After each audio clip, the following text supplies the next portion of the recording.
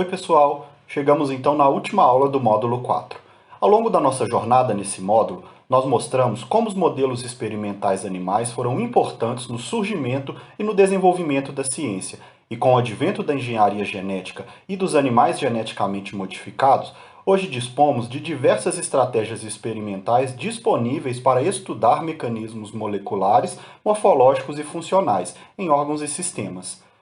Mostramos alguns modelos usados em nosso programa de pós-graduação, com o foco no estudo do câncer, que é a área de expertise do Alisson, e da fisiologia cardíaca, que é o foco do meu projeto de doutorado.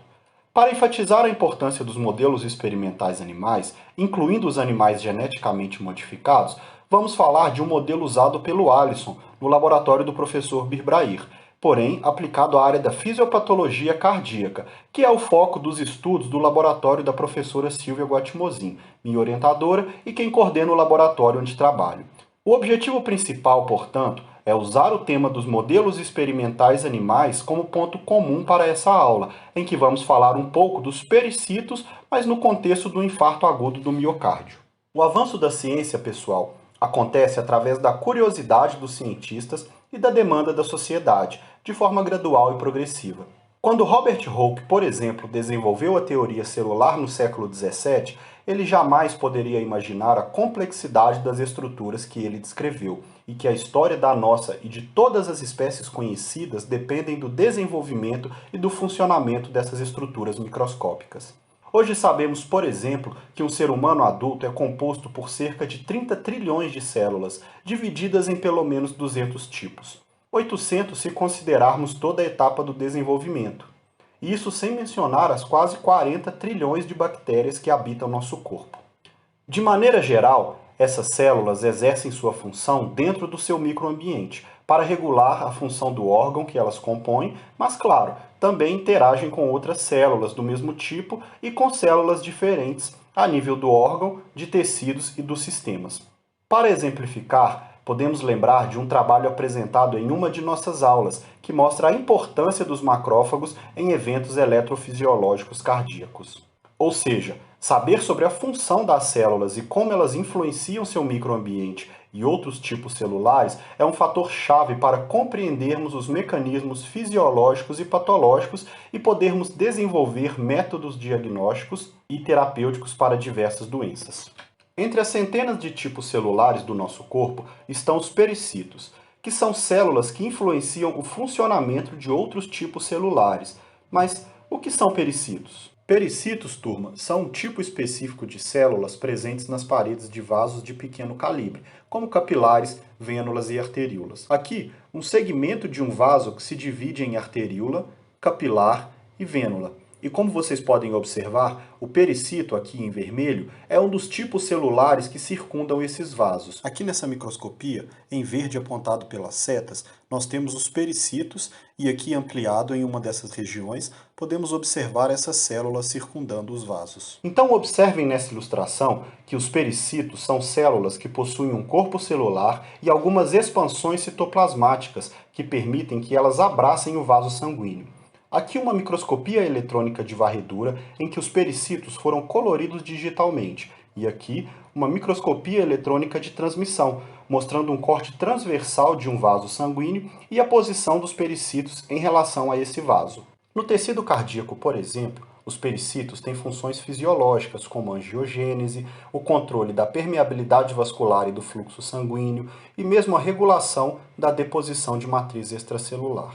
Mas a função dessas células vai muito além disso, e elas podem ter um papel-chave em quadros patológicos, como o infarto agudo do miocárdio, e exercerem, por exemplo, funções reparativas, como a redução da formação da cicatriz e mesmo efeitos antiapoptóticos. Além disso, os seus efeitos podem também estar associados ao agravamento do quadro patológico, provocando, por exemplo, a fibrose intersticial, aterotrombose e mesmo hipertensão arterial, e elas podem ainda impedir o fluxo em vasos de pequeno calibre após a reperfusão do órgão, embora os mecanismos moleculares ainda não sejam muito bem compreendidos. E o Alisson, pessoal, ele pode acrescentar informações importantes nesse conceito e na função dessas células, certo, Alisson? Claro, Mário. Muito obrigado. Bom, pessoal, é com enorme prazer que eu vou então compartilhar com vocês essa última aula do módulo 4. Mas antes de abordarmos de forma mais específica o papel dos pericitos após o infarto agudo do miocárdio, é necessário esclarecer alguns tópicos importantes. O Mário introduziu muito bem a ideia do que são os pericitos e algumas de suas funções no tecido cardíaco. E para complementar, quero esclarecer o papel que eles têm como célula-tronco. Cada tecido tem as suas próprias células-tronco comprometidas à linhagem, ou seja, vão dar origem àquele tecido onde elas estão inseridas. E isso acontece em várias partes do nosso corpo. Um exemplo disso é no sistema nervoso central, onde nós possuímos as células-tronco neurais, que estará comprometida à linhagem neural. Elas podem dar origem aos neurônios, às células gliais, como os astrócitos e os oligodendrócitos. Na periferia, na pele, nós também temos células-tronco que vão dar origem ao tecido epitelial e no músculo teremos células-tronco que darão origem às fibras musculares. Além disso, pessoal, existem também outras células-tronco não comprometidas à linhagem. E um exemplo dessas células são as células-tronco mesenquimais, que possuem um potencial multipotente, podendo se diferenciar em uma variedade de tecidos. Por exemplo, o tecido de característica fibrótica e o tecido muscular. E essas células-tronco mesenquimais, elas também contribuem, por exemplo, para a renovação das células dos tecidos e elas também respondem aos danos teciduais, apesar de ainda não sabermos exatamente a sua localização e nem a sua distribuição em outros órgãos. Diante disso, nós cientistas nos questionamos qual seria a origem das células-tronco mesenquimais nos tecidos. Nós sabemos que os vasos sanguíneos estão presentes em quase todos os tecidos e o órgão. Com base em diversos estudos, foi proposto então que as células que estão em volta dos vasos sanguíneos seriam essas células-tronco mesenquimais que têm o potencial de dar origem a diversos tecidos do corpo, como, por exemplo, aos tecidos muscular, ao tecido cartilaginoso, ao tecido adiposo e ao tecido ósseo. Então, pessoal, como demonstrado até aqui pelo Mário e eu, os pericitos possuem diversas funções, incluindo e principalmente a de suporte e estabilidade vascular. Ou seja, os pericitos, por analogia, seriam esses anéis de metais que mantêm a integridade do barril, embora, é claro, que a sua função vá muito mais além disso. Embora os pericitos sejam células bastante versáteis, como vocês viram, o nosso foco, a partir daqui, será em duas funções especiais: o seu potencial multipotente e a sua habilidade de regular o fluxo sanguíneo em vasos de pequeno calibre em razão da sua capacidade contrátil. Bom, agora que vocês já sabem o papel dos pericitos e algumas de suas funções, vamos entender os fenômenos fisiopatológicos do infarto agudo do miocárdio e também compreender o papel que essas células têm nesses eventos. Vou passar a bola então para o meu amigo Mário. Vai lá, Mário. Isso aí. Obrigado, Alisson. Seguindo então, pessoal, vamos falar um pouco sobre o infarto agudo do miocárdio, que é um fenômeno responsável por mais de 3 milhões de óbitos no mundo todos os anos e é hoje a principal causa de morbidade e mortalidade. Cerca de 70% dos casos de eventos fatais no infarto agudo do miocárdio são resultado de oclusão da artéria coronária por processos trombóticos que reduzem o fluxo coronariano e diminuem, portanto, o fluxo sanguíneo. E o infarto agudo do miocárdio, turma, pode ser classificado com base em alterações no eletrocardiograma em diferentes tipos, como o infarto devido à aterotrombose coronariana, o infarto devido a uma incompatibilidade entre oferta e demanda que não é resultado da aterotrombose aguda, o infarto causando morte súbita sem a oportunidade de um biomarcador ou confirmação pelo eletrocardiograma, o infarto relacionado a espasmos vasculares, o infarto relacionado à trombose de um estente cardíaco e mesmo o infarto relacionado à cirurgia de revascularização do miocárdio. A nível celular e molecular, os eventos que sucedem o infarto agudo do miocárdio são inúmeros. Aqui, por exemplo, podemos observar uma mudança no perfil ao longo do tempo. No início do evento, ocorre infiltração de neutrófilos e monócitos e produção de citocinas e quimiocinas pró-inflamatórias, além da morte dos cardiomiócitos. Na fase seguinte, de reparação, há uma redução dos processos inflamatórios, macrófagos se diferenciam fenotipicamente no tipo reparativo e a proliferação de miofibroblastos, que vão produzir colágeno, que resulta no processo fibrótico. Na etapa 3, ocorre a formação da cicatriz fibrótica e o remodelamento cardíaco patológico, que pode resultar em dilatação da câmara ventricular e levar à insuficiência cardíaca. Aqui não citei em detalhes os mecanismos moleculares e celulares, pessoal, porque é um conteúdo muito extenso e, portanto, precisaríamos de algumas aulas só para tratar desse conteúdo. Apesar disso, surge uma dúvida dentro do contexto que estamos tratando. Quer dizer, sendo os pericitos células tão versáteis e amplamente distribuídas no tecido cardíaco, será que elas desempenham algum papel nesses eventos? Claro que para responder essa pergunta, nós temos que, entre outras coisas, conseguir identificar os pericitos em meio a todos os tipos celulares do coração.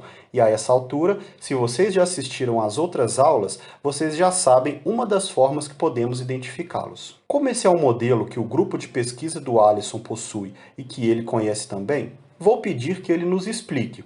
Então, Alisson, como funciona a construção desse modelo?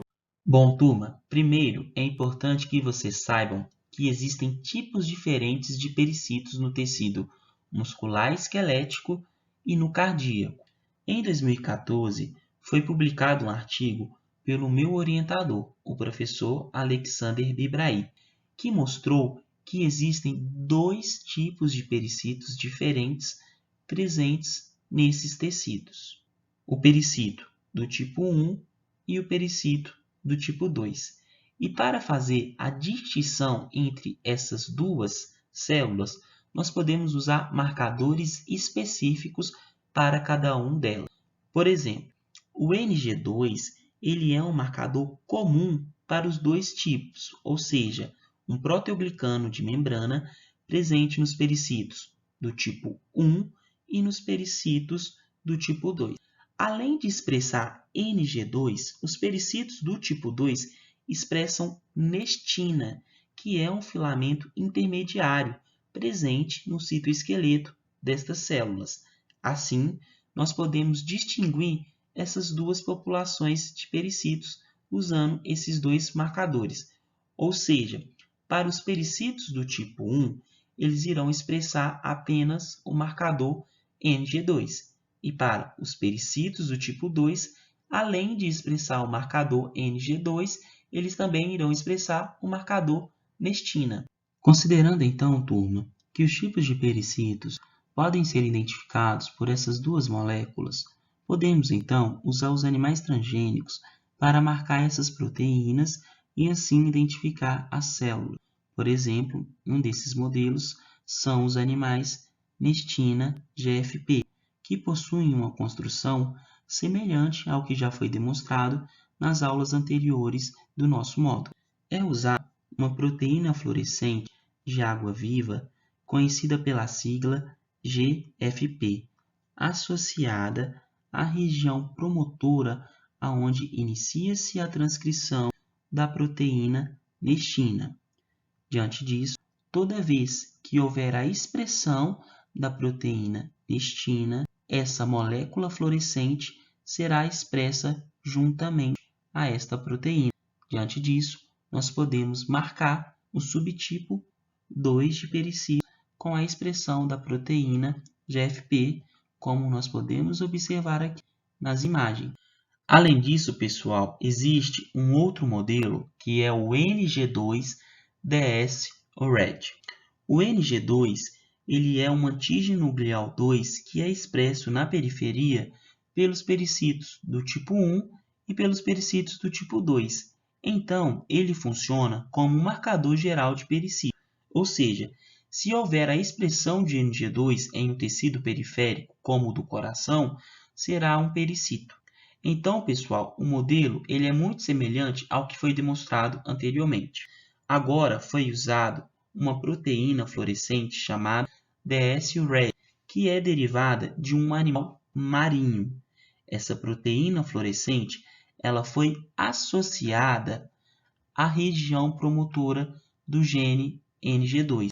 Diante disso, toda vez que houver expressão, esse promotor estará sob o controle dessa proteína fluorescente DS-RED. Diante disso, nós iremos marcar aquelas células que expressarem o NG2 com a coloração vermelha. Desse modo, pessoal, nós podemos cruzar o animal Nestina GFP com o animal NG2-DS-RED. A prole desse cruzamento será o que nós iremos chamar de animais double, que irá possuir a proteína fluorescente DS-RED associada ao gene NG2 e a proteína GFP associada ao gene Nestina. Diante disso, nós conseguimos marcar na periferia, nos tecidos, por exemplo, no coração, quantos pericitos do tipo 1, quantos pericitos do tipo 2. Uma das evidências que os pericitos têm um potencial miogênico e podem, portanto, nos ajudar a entender a origem das células mesenquimais nos tecidos foi demonstrado nesse estudo feito pelo grupo aqui no BirBraE Lab, usando o modelo transgênico demonstrado anteriormente. De forma bem simplificada, nós separamos os pericitos usando uma técnica denominada sorting, a qual nós usamos o laser para separar as células com base nos seus marcadores fluorescentes. Portanto, os pericitos do tipo 1 e do tipo 2, previamente derivadas de músculos esqueléticos de animais transgênicos, foram separados. Observamos aqui nesse gráfico em que os pontos representam as células no tecido e os dois retângulos marcados são as áreas em que encontramos as células como fluorescência verde e fluorescência vermelha, nós conseguimos separar os pericitos do tipo 1 com base no seu marcador NG2-DS-RED e os pericitos do tipo 2 com base nos seus dois marcadores Nestina GFP e NG2-DS-RED. Essas células, então, elas foram colocadas em um meio de cultura com fatores miogênicos para induzir a sua diferenciação em células musculares. Com esse estudo, turma, foi possível demonstrar que apenas os pericitos do tipo 2 foram capazes de dar origem às células musculares. E essa caracterização foi feita com base nesse marcador aqui, que é uma miosina de cadeia pesada expressa por células musculares. Além disso, no nosso estudo, nós também demonstramos que os pericitos do tipo 1 eles foram capazes de dar origem às células adiposas, marcada com este marcador pirilim. Além disso, nesse mesmo estudo, foi demonstrada a capacidade dos pericitos do tipo 1 de formarem os fibroblastos, que são aquelas células que controlam a deposição e a degradação da matriz extracelular. Então, para isso, foi utilizada a mesma técnica de sorting para fazer a separação dos pericitos do tipo 1 e os pericitos do tipo 2, que foram colocados em cultura com TGF-beta. O TGF-beta ele é um fator de crescimento que modula a atividade dos fibroblastos no seu controle da composição da matriz extracelular e induz a formação dessas células. Nesse meio fibrogênico, foi demonstrado que os pericitos do tipo 1 foram capazes de dar origem aos fibroblastos, marcados aqui com colágeno do tipo 1.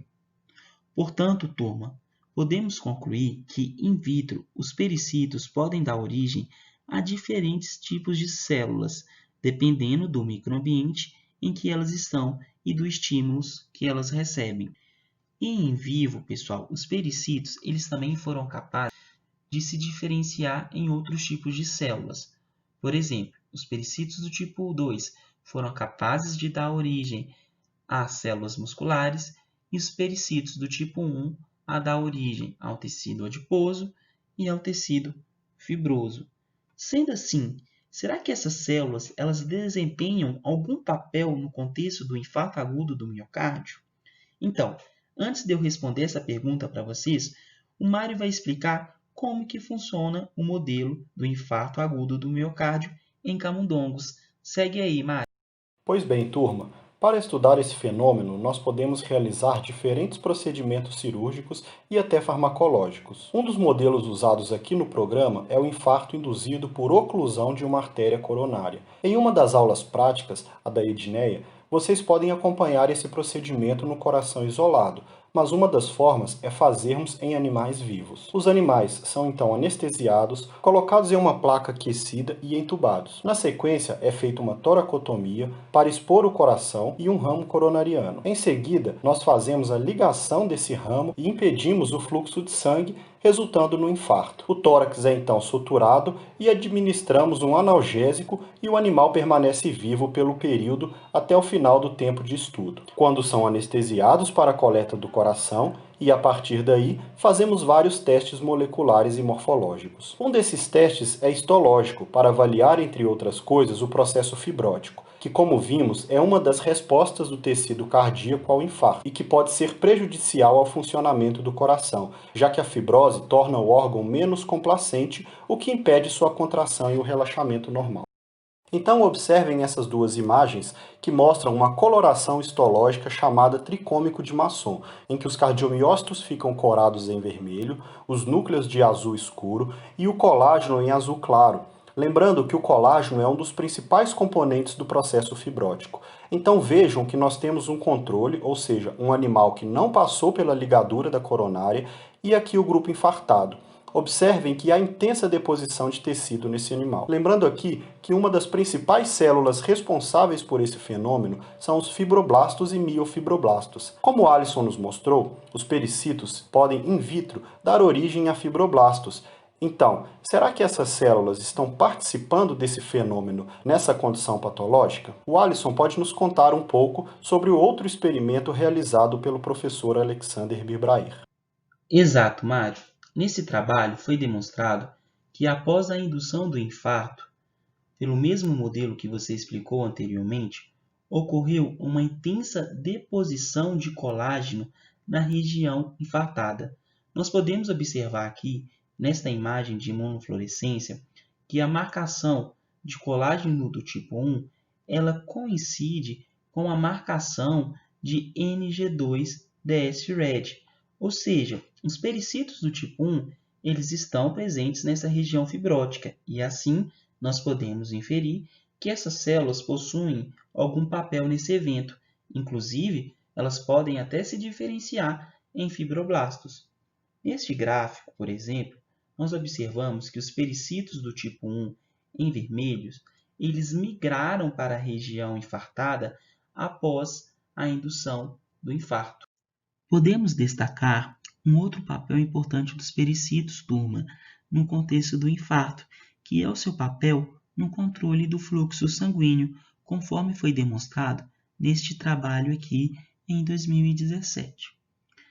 Já se sabia que a reperfusão após o infarto agudo do miocárdio, com auxílio de stents cardíacos, por exemplo, não era acompanhada muitas das vezes pelo refluxo do sangue nos capilares, ou seja, como a isquemia provocada pelo infarto, os capilares colabavam e após a reperfusão, esses capilares não permitiam mais a passagem do sangue.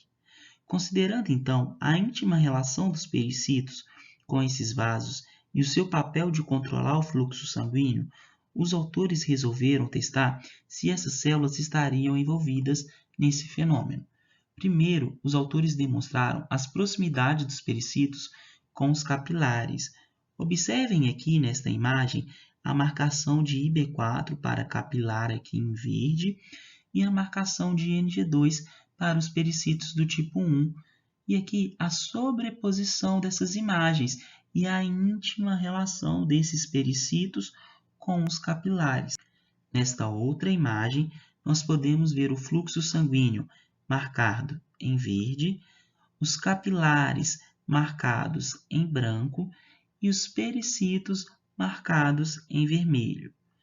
Observem aqui a oclusão do capilar bloqueando o fluxo e que essas regiões elas coincidem com as expansões dos pericitos sobre os capilares. Assim, temos um forte indício que os pericitos participam desse fenômeno da não reperfusão, que é deletério para o tecido cardíaco.